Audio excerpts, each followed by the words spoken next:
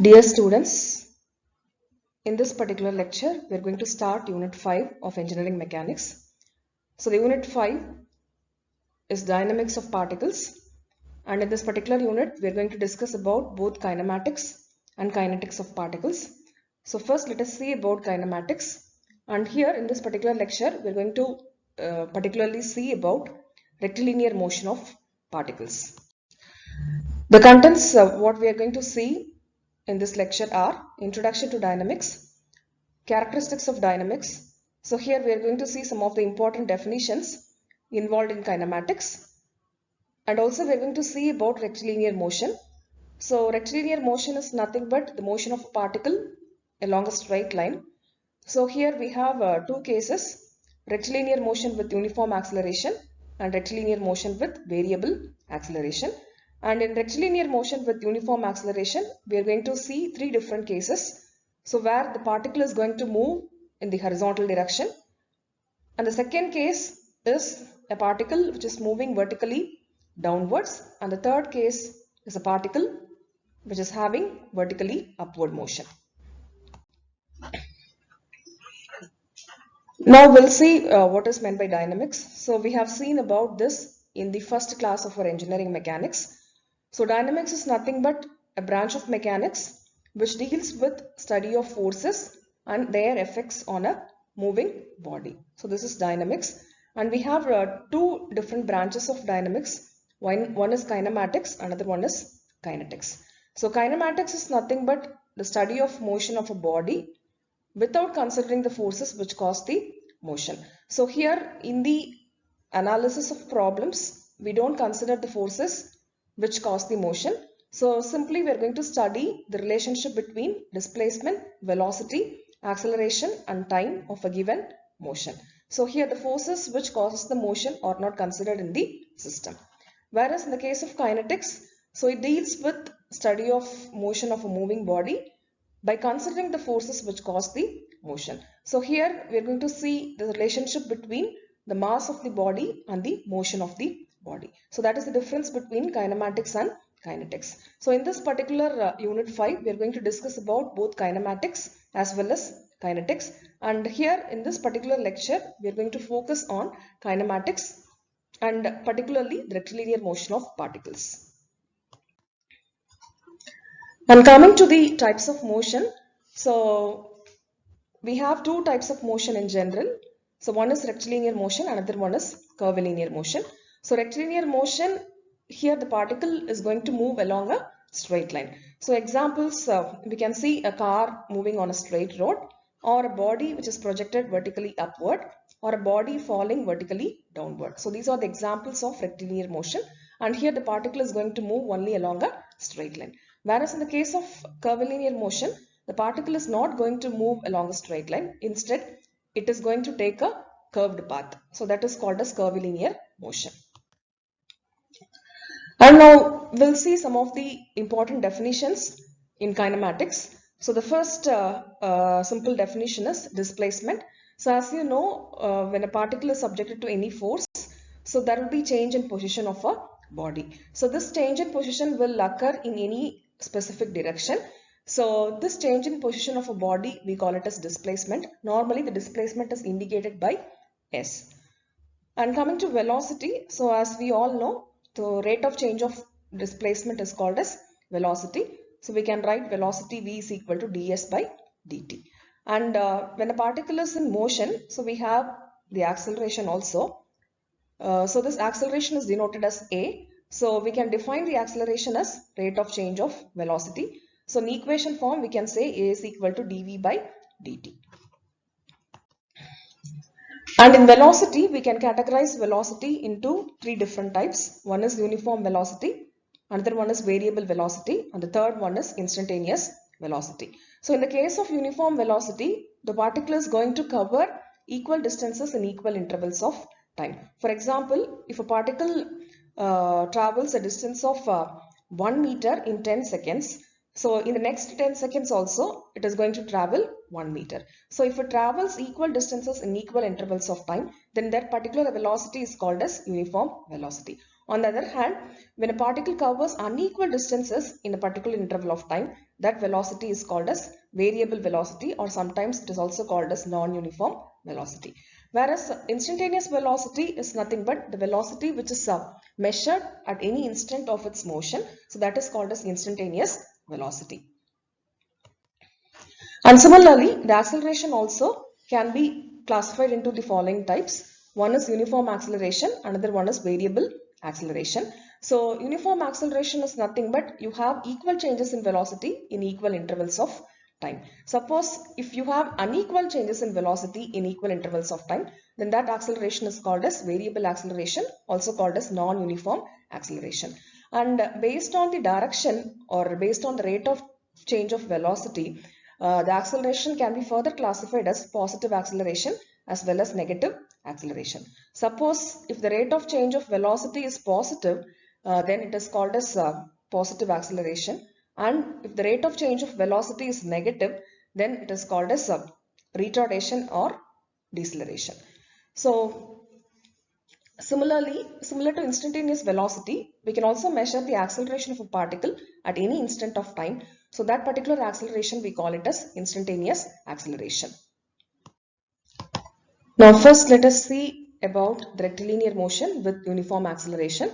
So for that let us consider a particle which is moving with an initial velocity of u and a final velocity of v. So this t is nothing but the time taken by the body to change its velocity from u to v, and s is the distance traveled by the body in meters.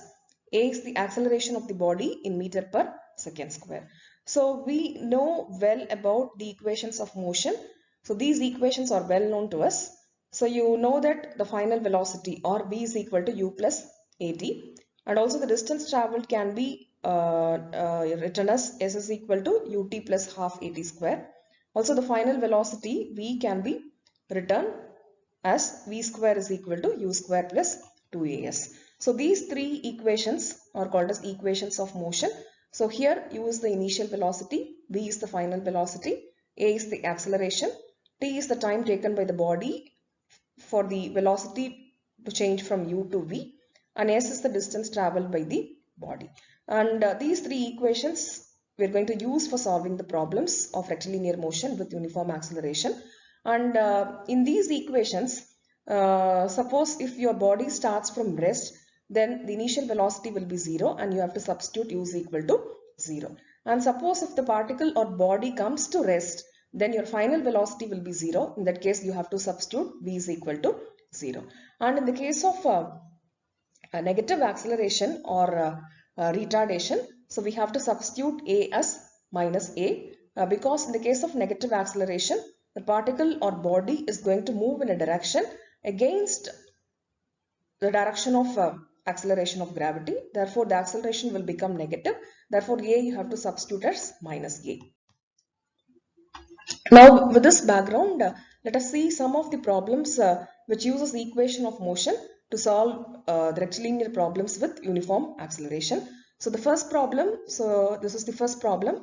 We have a car starting from rest and it is accelerated at the rate of 0.4 meter per second square. Find the distance covered by the car in 20 seconds. So you have to find out the distance traveled by the car in 20 seconds. So for that, the data given is it is starting from rest, therefore u will be equal to 0, and it is accelerated at the rate of 0.4 meter per second square, therefore acceleration is given, which is 0.4 meter per second square. So we know the distance, the equation is s is equal to ut plus half at square. So in this equation, yes, you have to find out. So u is the initial velocity that is given as 0 and the acceleration is given and the time is given. So you have to substitute all the values to get the distance traveled by the car. So here you substitute all the values, you get s is equal to 80 meters. So it's a very simple problem which utilizes the equation of motion to solve the problem. And the second problem also is a very simple problem which is going to use the same equation as the first problem. So here the problem is a train traveling at 27 km per hour is accelerated at the rate of 0.5 meter per second square. What is the distance traveled by the train in 12 seconds? Here also we have to calculate the distance traveled by this train, but here the initial velocity is not 0 because it's traveling at 27 km per hour. It is accelerated at the rate of 0.5 meter per second square. Therefore, the initial velocity given here is 27 km per hour, and you have to convert that initial velocity to meter per second. So if you convert kilometer per hour to meter per second, so you get 27 km per hour as 7.5 meter per second. So you have to substitute here initial velocity 7.5 meter per second, and the acceleration is given 0.5 meter per second square, and the time is given 12 seconds. So with the help of this data, you have to apply S is equal to ut plus half at square in order to calculate the distance traveled by the train. So you get S is equal to 126 meters. And let us see the problem number 3. So here a scooter starts from rest and moves with a constant acceleration of 1.2 meter per second square. Determines velocity after it has traveled for 60 meters. That means that you have to calculate the final velocity, and the initial velocity is given as 0 because here in the system it is given that it starts from rest. Therefore, u will become 0. The acceleration is given as 1.2 meter per second square. So you have to calculate the final velocity v, and here the distance is given 60 meters. So for this particular distance, you have to calculate the velocity. So we know this equation, that is v square is equal to u square plus 2as. In that you have to substitute 0, and the acceleration is given as 1.2 meter per second square. So after substituting all the values, we get the velocity, final velocity as 43.2 kilometer per hour.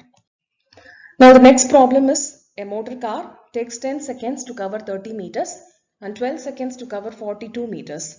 Find the uniform acceleration of the car and its velocity at the end of 15 seconds. Now here the two conditions are given. So the first condition is the motor car takes 10 seconds to cover 30 meters, and the second condition is it takes 12 seconds to cover 42 meters. So for these two conditions, you have to get the uniform acceleration of the car and its velocity at the end of 15 seconds. Now let us take the initial velocity of the car is u, and the acceleration is nothing but a. So we know the distance equation, that is S is equal to ut plus half at square. Now you substitute the first condition. So the time given here is 10 seconds and the distance traveled is 30 meter. So after substituting these two the values, you get an equation like this. Similarly, you substitute the second condition, that is in 12 seconds it covers 42 meters. So in the same distance equation, that is S is equal to ut plus half at square, you substitute these two values, that is time 12 seconds and the distance is 42 meters. So you get another equation like this. Now when you simplify these two equations, that is equation 1 and equation 2, so we get the acceleration as 0.5 meter per second square. So in addition to the acceleration, you have to calculate the velocity at the end of 15 seconds. Now the value of acceleration is known. Now you can substitute the value of acceleration in equation 1, so in order to get the initial velocity u. So after getting the initial velocity, you can get the final velocity by making use of this equation, that is v is equal to u plus at. So the initial velocity is known, acceleration is known. So we can substitute all those values in order to get the final velocity. So we get final velocity as 8 meter per second. Now coming to the next problem. So this is you have two electric trains A and B. So they leave the same station on parallel lines. The train A starts from rest with a uniform acceleration of 0.2 meter per second square and attains a speed of 45 km per hour, which is maintained constant afterwards. The train B leaves 1 minute after with a uniform acceleration of 0.4 meter per second square to attain a maximum speed of 72 km per hour, which is maintained constant afterwards. When will the train B overtake the train A? So this is the question. So you have two trains and they are leaving the same station on parallel lines, but the train A starts from rest with certain acceleration, and after that it attains a speed of 45 km per hour, and after attaining the speed will be maintained constant. And the train B, it leaves 1 minute, that is 60 seconds later than the train A in the same station. And here the acceleration of the train B is given as 0.4 meter per second square. So it attains a maximum speed of 72 km per hour. After that, it is maintaining that particular speed. Now under these conditions, you have to find at what time the train B will overtake the train A. So this is the question. Now we have to understand the data given in the problem very clearly. So both the trains are starting from rest. Therefore, the initial velocity of the train A, that is UA, is equal to 0. Similarly, the initial velocity of the train B, UB, is also equal to 0.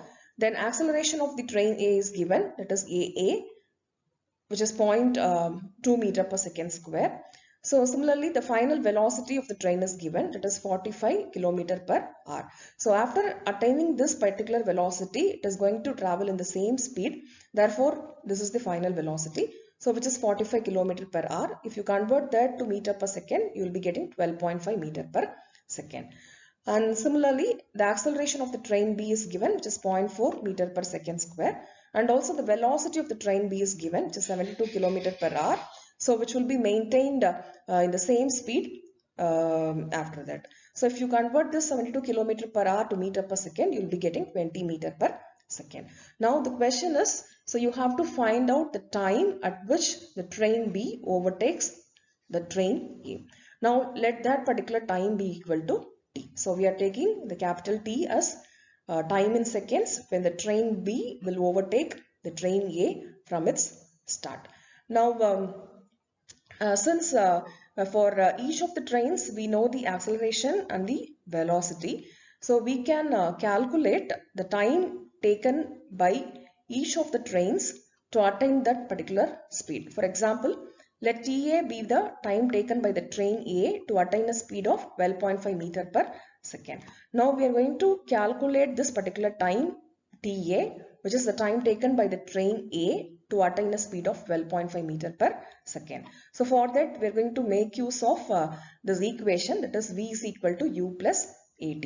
So since for train A, initial velocity is 0, so UA is equal to 0, and the final velocity is given, that is 12.5 meter per second, and the acceleration is given, that is 0.2 meter per second square. After substituting all the values in this equation, V is equal to U plus AT, so we get the time which is taken by the train A to attain a speed of 12.5 meter per second. So we got TA is equal to 62.5 seconds. Now after getting this particular time, in order that the train A reaches the velocity of 12.5 meter per second, so we have to get the distance traveled by the train A to attain this particular speed. So now we know the distance equation also, S is equal to ut plus half at square. So since the initial velocity is 0, u is 0, therefore this term will go away. Then so simply you have S is equal to half ATA square. So the acceleration of the train A is given.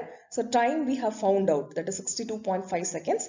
So which is nothing but the time taken by the train A to attain a speed of 12.5 meter per second. So we are calculating the distance traveled by the train A to attain this speed. So the distance we have calculated as 390.6 meters. Therefore, the train A it has traveled a distance of 390.6 meters at 62.5 seconds. So similarly for the train B also, so we can calculate these values. That is, we can calculate the time taken by the train B to attain a speed of 20 meter per second. So here the final velocity is 20, initial velocity is again 0.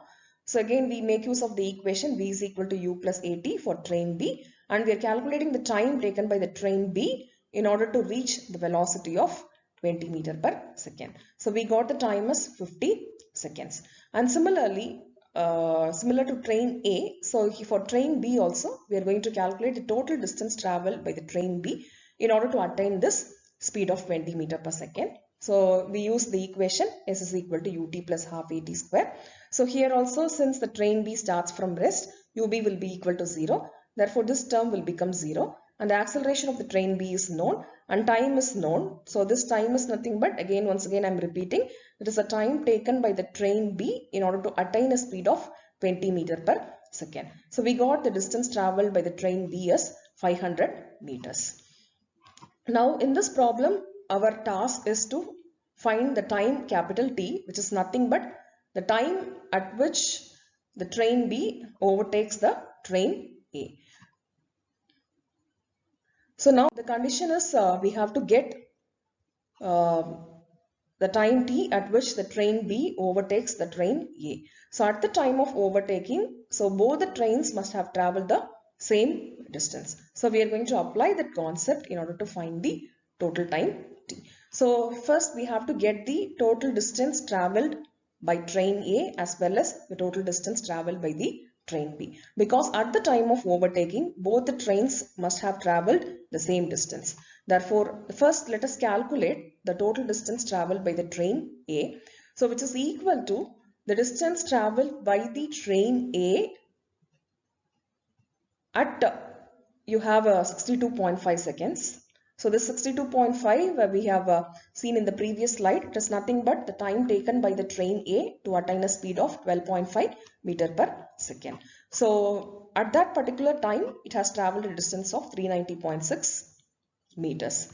But since the train A has started 60 seconds before the train B, the total time which is traveled by the train A is equal to T plus 60.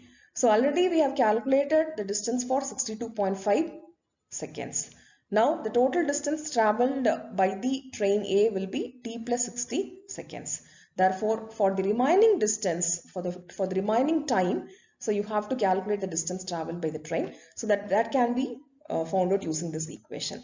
So this is the distance traveled by the train at 62.5 seconds, whereas the total distance or total time traveled by the train A is T plus 60 seconds. Therefore, we have to find out the distance traveled by the train A for the remaining time. So that remaining time is T plus 60 minus 62.5. So that multiplied by the velocity or the speed of the train A, that is 12.5 meter per second, will give the remaining distance traveled by the train A. So if you add to this particular distance, we'll get the total distance traveled by the train A. So in a similar way, you have to find out the total distance traveled by the train B. So this 500 is nothing but the distance traveled by the train B or a time duration of 50 seconds. So this 50 seconds is nothing but the time at which the train B reaches a speed of 20 meter per second. So now the total, this T is nothing but the time at which the train B overtakes the train A. Therefore, for the remaining distance, you have to calculate the distance. So the time is T minus 50. So that T minus 50 into the speed will give the remaining distance. So the total distance traveled by the train B will be equal to 500 plus velocity into the time, that is T minus 50. So this is the total distance traveled by train A and this is the total distance traveled by train B. So at the time of overtaking, both these distances will be equal. Therefore, we are going to equate these two equations, that is 1 and 2, in order to get the time at which the train B overtakes train A. So far we have seen the problems on rectilinear motion of particles. So where the particles traveled in the horizontal direction. Now we have the next case where we have the motion of a particle under gravity. So this is a special case of rectilinear motion under again constant acceleration. So again these are the examples where a body falling vertically downwards. So here when a body is falling vertically downwards, it is going to travel in a direction which is similar to the direction of acceleration due to gravity. Therefore, here the acceleration due to gravity g is taken as positive or the velocity is taken as positive. So, if your body is falling vertically downwards, the direction of the motion will be same as that of the direction of acceleration due to gravity. Therefore, g is positive or velocity we have to take it as positive.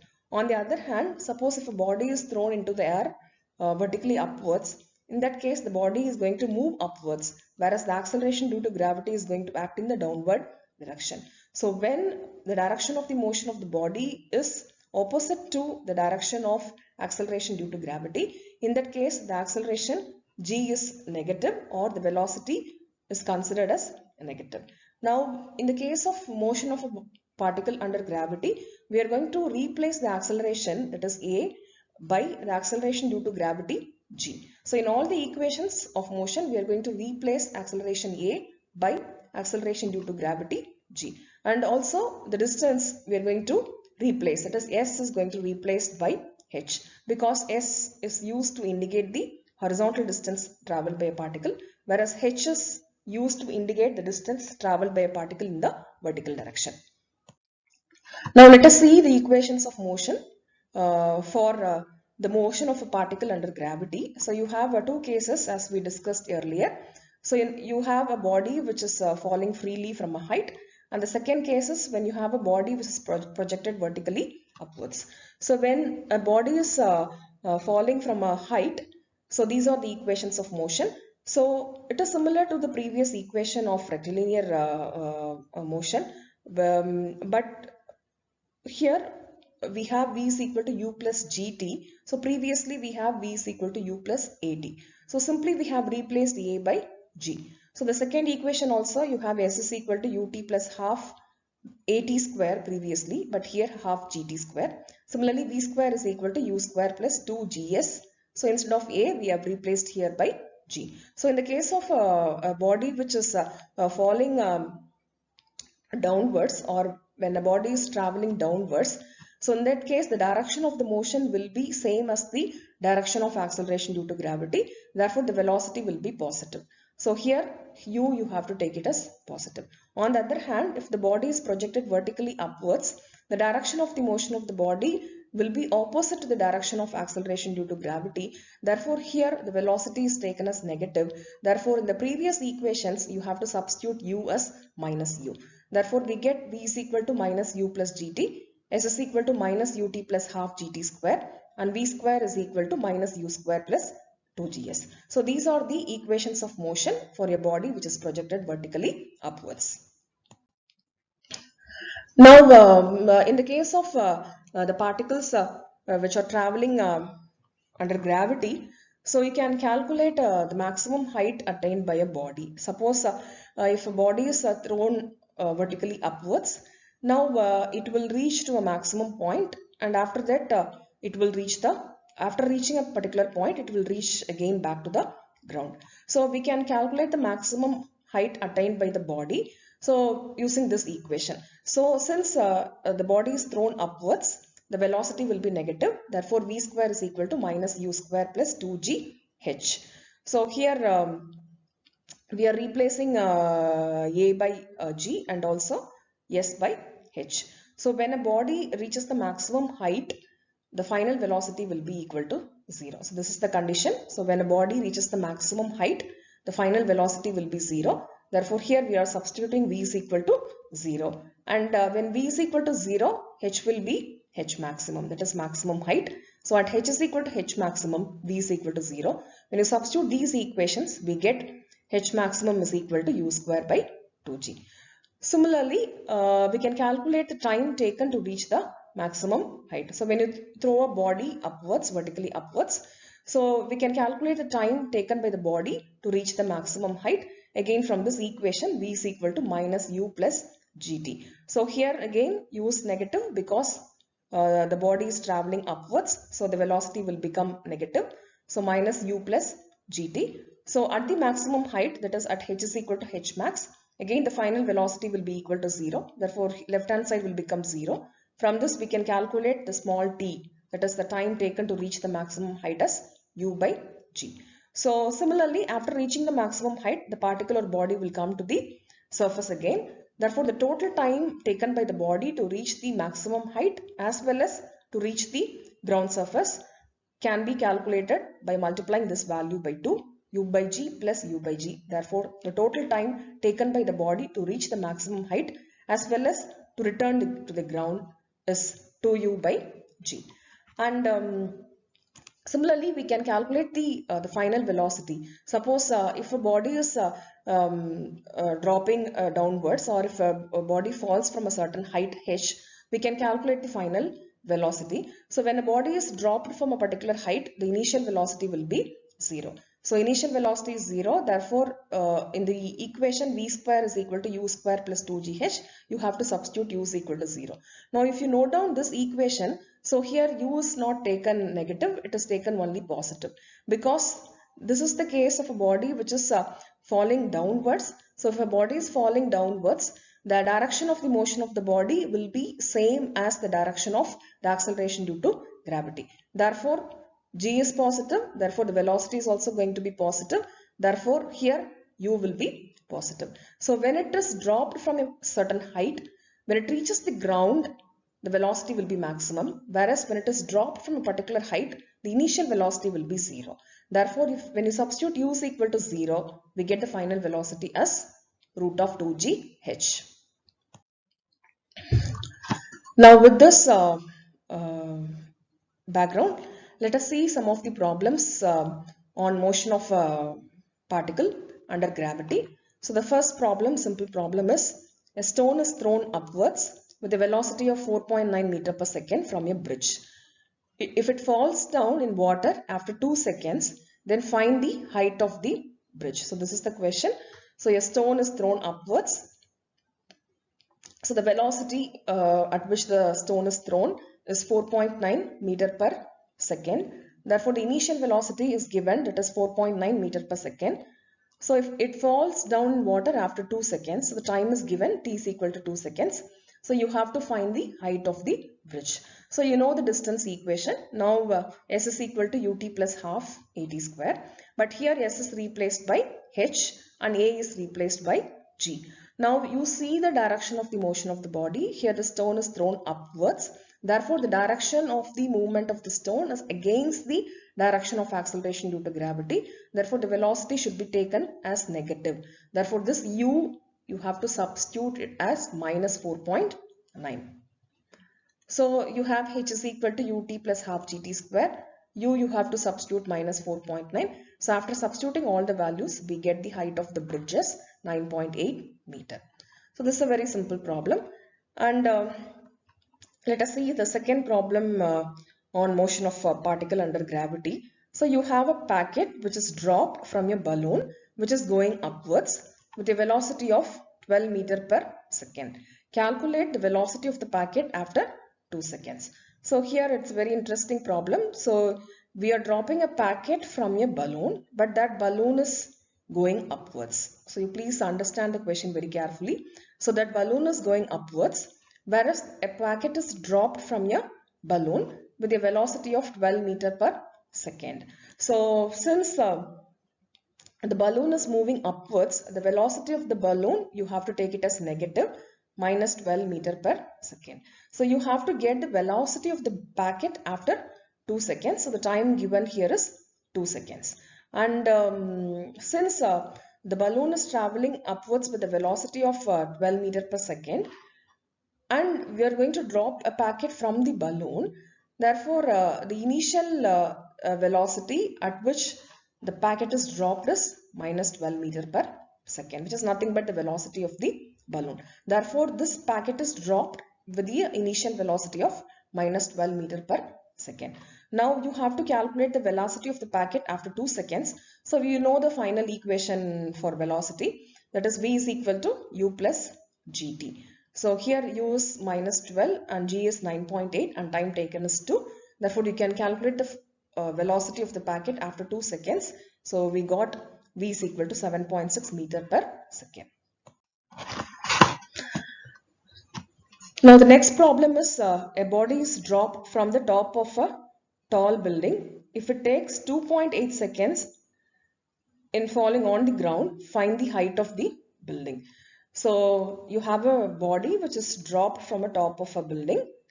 If it takes 2.8 seconds in falling on the ground, find the height of the building. So you have to find the height of the building. So you know the equation for the distance, that is s is equal to ut plus half at square. So since the body is dropped from the top of a building, the initial velocity will be equal to 0. Therefore, in this equation, u will be equal to 0. Therefore, this term will vanish. Then half gt square. So here again half into 9.8 into time is given, that is 2.8 seconds. So after substituting it in the equation, so we get the height of the building as 38.4 meter. So it's a very simple problem which uses the equation S is equal to ut plus half gt square. And the next problem is a stone is dropped from the top of a building which is 65 meter high. With what velocity will it hit the ground? So you have to find out the final velocity here. So since it is dropped from the top of a building, initial velocity will be equal to 0. That is, u will be equal to 0. And the height of the building is 65 meters. So with this condition, you have to find the final velocity at which the stone will hit the ground. So initial velocity u is 0. The final velocity is taken as v. So we know the equation v square is equal to u square plus 2gs. So after substituting this simple equation, so we got the final velocity is equal to 35.7 meter per second. And the next problem is a body is thrown vertically upwards with a velocity of 28 meter per second. Find the distance it will cover in 2 seconds. So here the body is thrown vertically upwards.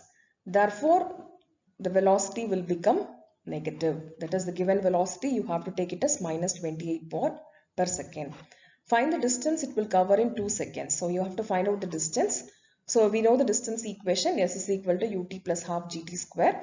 And here, since it is thrown upwards with a velocity of 28 meter per second, so your initial velocity, you have to take it as minus 28 into time taken as 2 seconds and half g. So you have to substitute all the values and you have to get the total distance covered by the body in 2 seconds from this equation. Now the next problem is a stone is thrown vertically upwards from the ground with a velocity of 49 meter per second. After 2 seconds, another stone is thrown vertically upwards from the same place. If both the stones strikes the ground at the same time, find the velocity with which the second stone was thrown upwards. So here you have 2 stones here. The first stone is thrown vertically upwards. So the initial velocity of the first stone is given, which is 49 meter per second. And since it is thrown vertically upwards, you have to take the initial velocity as minus 49 meter per second. And the second stone is thrown after 2 seconds. So from the same place. And it is given that both the stones, they strike the ground at the same time. So under these conditions, you have to find the velocity of the second stone, that is the velocity at which the second stone was thrown vertically upwards. Now let us take the first stone. So here the velocity, that is initial velocity, is minus 49 meter per second. So you have to, when it is thrown vertically upwards, so it will reach the maximum height, and you have to first get the time taken by the stone to reach the maximum height. So we know the basic equation, v is equal to u plus at. So since at the maximum height the final velocity is 0, so this v is 0. Therefore v is equal to u plus gt. So the final velocity is 0 at the maximum height, and u is 49 meter per second. So from this equation, we are getting the time taken by the stone to reach the maximum height. And similarly, the time taken by the stone to reach the ground is also the same 5 seconds. So when it takes 5 seconds to reach the maximum height, it will take another 5 seconds to reach the ground. Therefore, the total time taken by the first stone to reach the maximum height and also to come back to the ground is equal to 5 plus 5, which is 10 seconds, which is called as total time of flight. So which includes the time taken to reach the maximum height and another 5 seconds to come back to the ground. So the total time taken by the stone 1 is equal to 10 seconds. Now let us consider the motion of the second stone. So now here the second stone is thrown 2 seconds after the first stone. Therefore the total time taken by the second stone to reach the maximum height and also to reach the ground will be 10 minus 2. 10 minus 2, so which is equal to 8 seconds. So this is the total time. Therefore, the time taken by the second stone to reach the maximum height will be half of this. Therefore, 8 by 2, which is equal to 4 seconds. And we know that when the stone reaches the maximum height, the final velocity will be equal to 0. So for the second stone, the final velocity, that is v, is equal to 0, and the initial velocity we have to find out, plus g into t. So here time t is nothing but 4 seconds, which is nothing but the time taken by the second stone to reach the maximum height. So at the maximum height, the velocity, that is the final velocity, will be equal to 0. So using these conditions, so we get the velocity of the second stone as 39.2 meter per second. So this is the velocity at which the second stone was thrown vertically upwards, so that both the stones will reach the ground at the same time.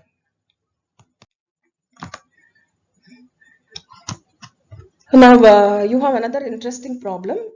So here we have a stone which is dropped from the top of a tower 50 meter high. That is, the height of the tower given here is 50 meter. So we are dropping a stone from the top of a tower. At the same time, another stone is thrown upwards from the foot of the tower with the velocity of 25 meter per second. So one stone is dropped from the top of the tower and another stone is thrown vertically upwards from the foot of the same tower with a velocity of 25 meter per second. So you have to find out at what time and at which position the two stones cross each other. So this is a very interesting problem. So one stone is dropped from the top and another stone is projected upwards from the foot of the tower. So we have to see at which time the two stones will cross each other, and also you have to see at which position, at which distance these two stones will cross each other. So you have two questions here. So the height of the tower is given as 50 meter. Now let us consider the motion of the first stone. For the first stone, it is dropped from the top of a tower. So when it is dropped from a particular height, the initial velocity will be 0. Therefore, for the first stone, u will be equal to 0. Now let us take t as the time taken for the stones to cross each other. So this t is nothing but the time taken for the stones to cross each other. Now the distance traveled by the stone can be found out using this equation. That is, s is equal to ut plus half gt square. So for the first stone, the initial velocity is 0. So this term will become 0. Then half into gt square. So we get s is equal to 0.5 gt square. Now let us consider the upward motion of the second stone.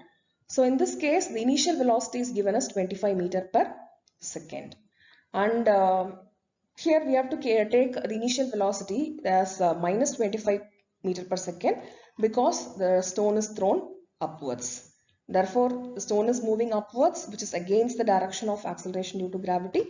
Therefore, here you have to take the initial velocity as minus 25 meter per second. And the distance traveled will be equal to 50 minus s, because the s is nothing but the distance traveled by the first stone. So the distance traveled by the second stone will be equal to 50 minus s. So we know that a distance traveled is 50 minus s, so which is equal to ut plus half gt square. So here the initial velocity is minus 25, you have to substitute, and 0.5 gt square. So you get two equations. So the equation 1 is for the first stone. So I'm repeating again. So this is for the first stone, the distance traveled by the first stone. So here since it is dropped from your height, the initial velocity is 0. Therefore this term will become 0. Therefore you get an equation s is equal to half gt square. So which is equal to 0.5 gt square. In the case of second stone, it is thrown upwards. Therefore, the velocity is negative. Therefore, the initial velocity will be minus 25 per second. And the distance traveled by the second stone is equal to 50 minus s. Because the total distance traveled by the two stones, that is we have to find the time at which the two stones cross each other. and also we have to get the distance at which the two stones cross each other. Therefore, if you add this 50 minus s plus s, or if you add the distance traveled by the first stone and the distance traveled by the second stone, that should be equal to the total height of the tower. Therefore, the distance traveled by the second stone will be 50 minus s. So this is the distance is equal to ut plus half gt square. The initial velocity is minus 25. So here we are substituting minus 25. So we get an equation like this. So you have the first equation, you have the second equation. So after simplifying these two equations, or after solving these two equations, we get time is equal to 2 seconds. So this is the time at which the two stones will cross each other. Now you have to find the distance also, the distance at which the two stones cross each other. So if you substitute t in this particular equation, that is equation 1, we can get the distance s. So s is equal to 19.6 meters. So this is the distance at which the two stones will cross each other.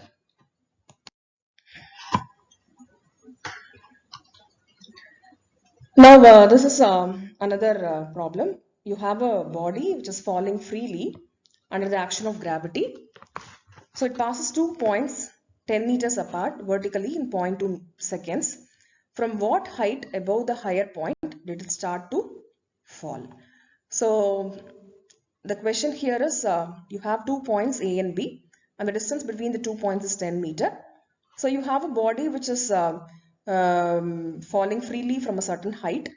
So in between the 2 points A and B, that is it takes about 0.2 seconds in order to travel a distance of 10 meters. So distance between the point A and B is 10 meters. The body, it takes about 0.2 seconds in order to travel from A to B.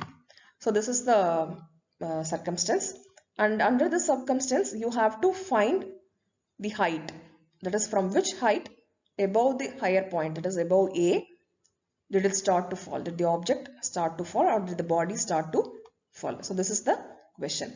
Now the clue here is the distance between A and B is 10 meter, and the time taken by the body to travel this 10 meter is 0.2 seconds. So with this clue, we'll start the problem. So let u be the initial velocity at A. So initial velocity at A, let us take it as u.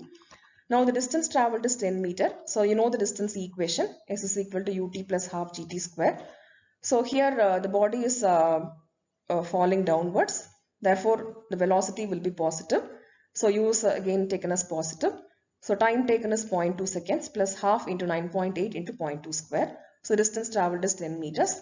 Therefore, we can get the initial velocity u as 49 meter per second. Therefore, the velocity of the body at the particular point A is 49 meter per second. So we have to get the distance x that is above the point A from which the body falls.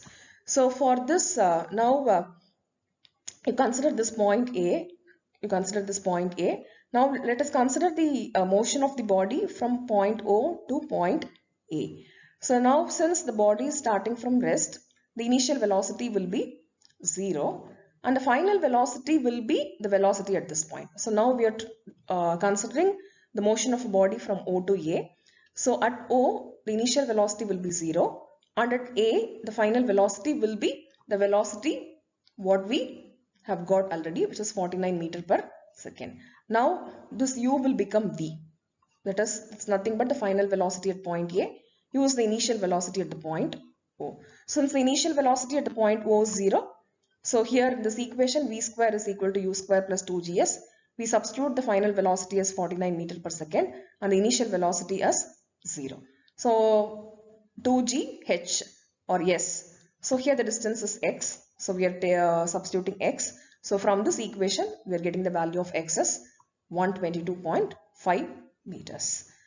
But therefore, when a body is dropped at a height of from a height of 122.5 meter from O, so when it reaches the point A, then it takes about 0.2 seconds in order to travel from A to B. Now, the next problem is you have a stone which has dropped into a well, is heard to strike the water after 4 seconds. find the depth of the well if the velocity of the sound is 350 meter per second. So we are dropping the stone into a well. So we hear the sound of the stone after 4 seconds. So we have to find out the depth of the well if the velocity of the sound is 350 meter per second. So when a stone is dropped into a well, so it will take certain time to reach the bottom of the well, and it also takes some time for the sound to be heard to reach the top. So that time is given, that is 4 seconds. So this 4 seconds is nothing but the total time taken by the stone to reach the bottom of the well, and also it is the time taken by the sound to reach the top of the well. So that total time is equal to 4 seconds. So now let us first take T as the time taken by the stone to reach the bottom of the well. So we can find out the depth of the well from this equation, that is S is equal to ut plus half gt square. And here since it is dropped into a well, the initial velocity will be equal to 0. So the stone is dropped from a height. So the initial velocity will be equal to 0. Therefore here u will be equal to 0 plus half g t square. So you get the equation as S is equal to 4.9 t square. So this S is nothing but the depth of the well. So S is equal to 4.9 t square. And also we can calculate from the velocity of the sound, you can calculate the time taken by the sound to reach the top. So this can be calculated from this equation, that is time is equal to depth divided by velocity, or the velocity is nothing but distance traveled by time taken. So from this time taken by the sound to reach the top is equal to depth of the well divided by velocity. So depth, again this is equal to S divided by the velocity is 350. So already we got S is equal to 4.9 t square. So 4.9 t square divided by 350. So this is the time taken by the sound to reach the top. So this t is the time taken by the stone to reach the bottom of the well. And this is the time taken by the sound to reach the top. So the total time, that is 4 seconds, is nothing but the sum of these two. That is time taken by the stone to reach the bottom of the well, as well as the time taken by the sound to reach the top. Now we are adding these two. That is t plus 4.9 t square divided by 350 is equal to 4. So when you simplify this equation, you get a quadratic equation in t. After solving this quadratic equation in t, we get time is equal to 3.8 seconds. So after getting this value of 3.8 seconds, so this t is nothing but the time taken by the stone to reach the bottom of the well. So now what is the time taken by the sound to reach the top then? So it is equal to 0.2 seconds because the total time is 4 seconds. So the time taken by the stone to reach the bottom of the well is 3.8 seconds, whereas the time taken by the sound to reach the top will be 4 minus 3.8, which is 0.2 seconds. Now the question is, you have to find the depth of the well. So S is nothing but the depth of the well. We know that S is equal to 4.9 t square. After knowing the value of t, we can substitute the value of t here to get the total depth of the well. So total depth of the well is 70.8 meters. Now we have another interesting problem in the rectilinear motion of particles. So we can calculate the distance traveled by the particle in nth second from certain equation. So for that we are assuming these data, that is u is the initial velocity of the particle in meter per second, and a is the acceleration of the particle in meter per second square, and Sn is the distance traveled in n seconds, and Sn minus 1 is the distance traveled in n minus 1 seconds. So if you know the distance traveled by the body in n seconds and n minus 1 seconds, then you can easily calculate the distance traveled in nth second. So the distance traveled in nth second is equal to the distance traveled in n seconds minus the distance traveled in n minus 1 seconds, which is equal to Sn minus Sn minus 1. So we know this basic equation of motion, that is the distance equation. S is equal to ut plus half at square. So if you want to calculate the distance traveled in n seconds, so we can write Sn is equal to u So t, you have to substitute t is equal to n, half a n square. Similarly, if you want to calculate the distance traveled by the body in n minus 1 second, so this is n minus 1 seconds. So you get s n minus 1 is equal to u. So for t, you have to substitute n minus 1 plus half a n minus 1 square. So we know that distance traveled in n second is Sn minus Sn minus 1. So when you simplify this, you will get the distance traveled in n second as u plus a by 2 into 2n minus 1. So this is another equation which will be used for solving the problems, especially if you want to calculate the distance traveled by a particle in n second. Now we'll see just one problem based on this. So this is the problem. By what initial velocity a ball should be projected vertically upwards so that the distance covered by it in 5th second is twice the distance covered in its 6th second. So take g as 10 meter per second square. So here you have to find the initial velocity of the ball. So the ball should be projected upwards. So you have to find out at which velocity the ball should be projected upwards, so that you are given two conditions. That is, the condition given here is the distance covered by the ball in 5th second should be equal to twice the distance covered by the ball in 6th second. So you know the basic equation. So, and here since the ball is traveling upwards, the velocity should be taken negative. Therefore, here in the equation we get minus u. So half into g into. So here first we are calculating the distance covered by the ball in 5th second, that is s5, using this equation. Similarly, we are calculating the distance covered by the ball in 6th second by making use of this equation. So the same equation with u as negative. So here also u we have taken negative since the ball is projected upwards. Here also u is negative because the ball is projected upwards. And here the time t is equal to 5 seconds. And here the time t we have taken 6 seconds.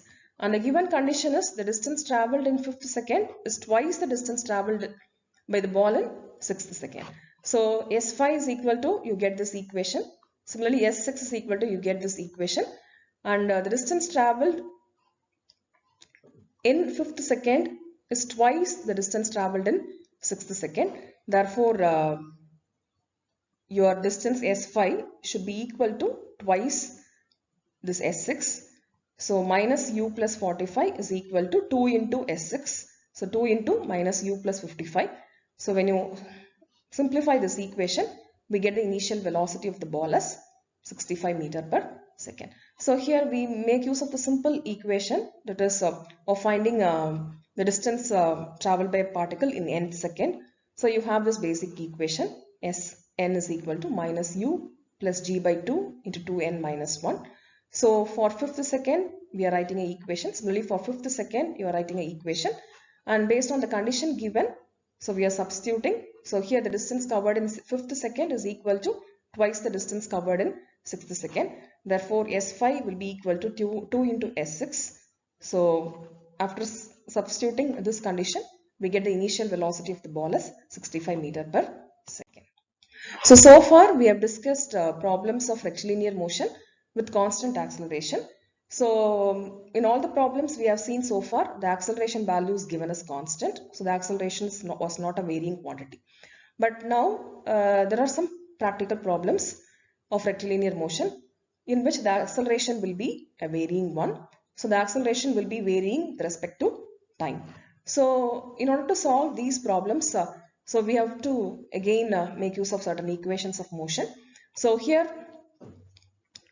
since it is a variable acceleration, so the velocity will also vary with respect to time and the acceleration will also vary with respect to time.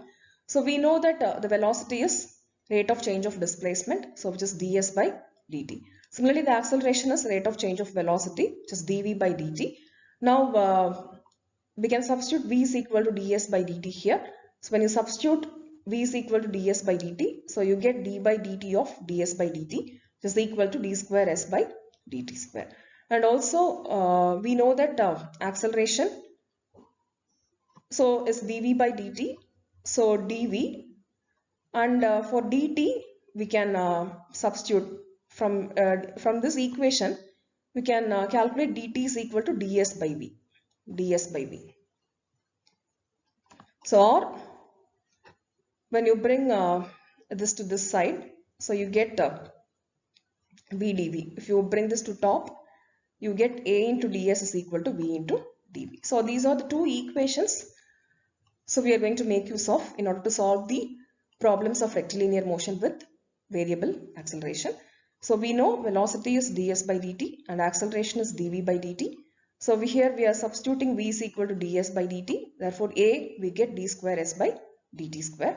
And also from this equation, so we can get dt, which is nothing but ds by v. So here we are substituting in the acceleration equation dv by dt. So dt is equal to ds by v. So when you bring this up to the top, you will get a into ds is equal to v into dv. So these are the equations of motion in the case of rectilinear motion with variable acceleration. So here we have some simple problems using equations of motion in order to solve the problems of rectilinear motion with variable acceleration. So here comes the first problem. A car moves along a straight line whose equation of motion is given by s is equal to 12t plus 3t square minus 2t cube, where s is in meters and t is in seconds. Calculate the velocity and acceleration at start and acceleration when velocity is 0. So here the distance equation is given. So s is equal to 12t plus 3t square minus 2t cube. So when you differentiate this equation for displacement, you will get the velocity. So ds by dt is equal to, so when you differentiate this, you will be getting 12 plus 60 minus 60 square. So this is nothing but the velocity. So ds by dt is nothing but velocity. So we get v is equal to 12 plus 60 minus 60 square. Now the question is, you have to find the velocity and acceleration at the start. So at the start of the motion means at time t equal to 0. So at start, that is at time t equal to 0, you have to calculate the velocity and acceleration. So if you substitute t is equal to 0 in this equation, we can get the velocity as 12 meter per second. Similarly, the acceleration is nothing but dv by dt. So when you differentiate again this equation, you get 6 minus 12t. Again, you have to get the acceleration at the start. Again, you have to substitute t is equal to 0. So when you're asked to calculate the quantities at the start, you have to substitute t is equal to 0. So in this problem, you are given the displacement equation. So velocity is nothing but ds by dt. So you have to differentiate this equation once. And in order to get the acceleration, you have to find out dv by dt. So if you are asked to get the velocity and acceleration at the start, you have to substitute t is equal to 0 in both velocity equation as well as acceleration equation to get the velocities and acceleration. And the second question is, you have to find out the acceleration when the velocity is 0. So here the velocity, so the velocity equation is this, v is equal to 12 plus 60 minus 6t square. So you have to find out the acceleration when the velocity is 0. So when you make this as 0, so you get 12 plus 60 minus 60 square is equal to 0. So you get a quadratic equation. So after solving this quadratic equation, you can get time t is equal to 2 seconds. So you can substitute this time t is equal to 2 seconds in the acceleration equation to get the acceleration of the car. So the acceleration we get 18 meter per second square. Now coming to the next problem, the motion of a particle is given by a is equal to t cube minus 3t square plus 5, where a is the acceleration in meter per second square. So in the previous problem, the distance equation was given, but here the acceleration equation is given. So which is t cube minus 3t square plus 5, where t is the time in seconds. And the velocity of the particle at time t equal to 1 second is 6.25 meter per second, and the displacement is 8.8 meters. Therefore, at time t equal to 1, the velocity is given as 6.25 meter per second and the displacement value is given as 8.8 meters. So for these conditions, you have to calculate the displacement and velocity at time t equal to 2 seconds. So this is the question. So here you are given the acceleration. So we know a is equal to t cube minus 3t square plus 5. So when you do, we know that acceleration is rate of change of velocity, that is dv by dt. So this is equal to dv by dt, that is acceleration is rate of change of velocity, which is equal to dv by dt. So the given equation can be written as dv by dt is equal to t cube minus 3t square plus 5. Now you have to integrate this equation. So in order to get the velocity, so you have to integrate this equation. So when you integrate this equation with respect to time, so you get t power 4 by 4 minus 3r cube by 3 plus 5. I'm sorry. So here you have dv by dt is equal to t cube minus 3t square plus 5. So you have to integrate this equation in order to get the velocity. So when you integrate this equation with respect to time, you will get v is equal to t power 4 by 4 minus 3t cube by 3 plus 5t plus a constant c1. So after integrating this equation with respect to time, so we get velocity is equal to this equation. So this constant, the c1 is nothing but the constant of integration. So in order to get this constant of integration, we have to apply the given condition. So the given condition is at time t equal to 1, the velocity of the particle is 6.25 meter per second. So here the velocity, this is the velocity equation. So you have to substitute t equal to 1 here, and also velocity you have to substitute v equal to 6.25. So after substituting this condition, we get the constant of integration as 2. So after getting the constant of integration, you have to substitute the constant of integration in the velocity equation. Therefore, we get v is equal to t power 4 by 4 minus t cube plus 5t plus 2. Now the question is, you have to find the velocity and displacement at time t equal to 2 seconds. So first let us calculate the velocity, since we have the velocity equation already. So this is the velocity equation. So in this equation you have to substitute time t equal to 2 seconds in order to get the velocity at t equal to 2 seconds. The other question is, you have to calculate the displacement at t is equal to 2 seconds.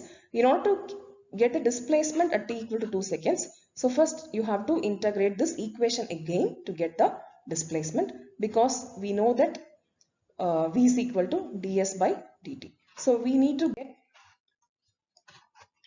so we know that v is equal to ds by dt. So in order to get the displacement, you have to again integrate this velocity equation. So ds by dt is equal to this. So when you integrate this, you'll get the distance. When you integrate this, you'll get t power 5 by 5 minus t power 4 by 4 plus 5t square by 2 plus 2t plus another constant c2. So this another constant c2 again can be found out by applying the second condition. That is, the second condition given here is at time t equal to 1, your displacement is 8.8. So we are going to apply this equation. We are going to apply this condition in this equation to get the constant of integration c2. So we get the constant of integration c2 as 4.5. So now we are substituting this constant c2 back in the displacement equation. So we get a displacement equation like this. So now we want to get the displacement at time t equal to 2 seconds. So simply we can substitute t is equal to 2 in this equation to get the displacement at time t equal to 2 seconds. So from this problem, what we can understand is that if you are given an acceleration, so we can get the velocity as well as the distance, so by integrating the equations. That is, we know that acceleration is dv by dt. So if you are given acceleration, the velocity can be found out by integrating the equation of acceleration. Similarly, if you want to get the displacement, you can integrate the equation of velocity to get the distance.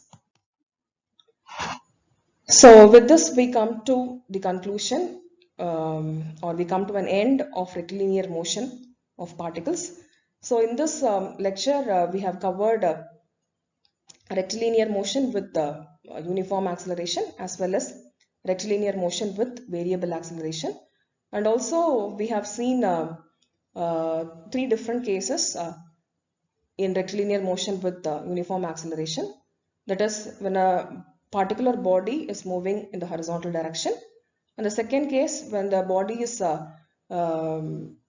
traveling vertically downwards. And the third case is when the body is projected vertically upwards. So for all the 3 cases, we have seen how the equations of motion have been modified, and we also have seen how to apply the equations of motion to solve the problems of rectilinear motion with both constant acceleration as well as variable acceleration. So for this particular presentation or lecture, I have used these references for the preparation of my lecture. Thank you.